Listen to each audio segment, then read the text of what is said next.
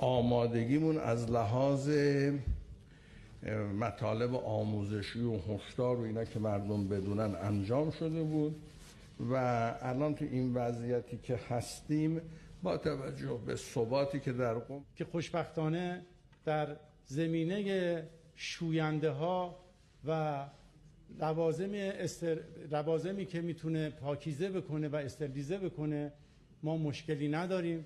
چند خط جدید تولید اضافه کردند.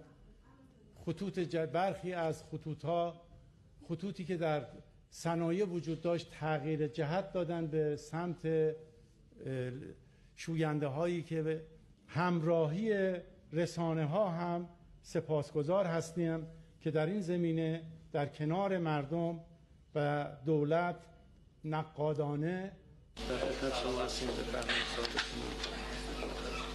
آقای درویش ایلنا. عرضم به حضورتون که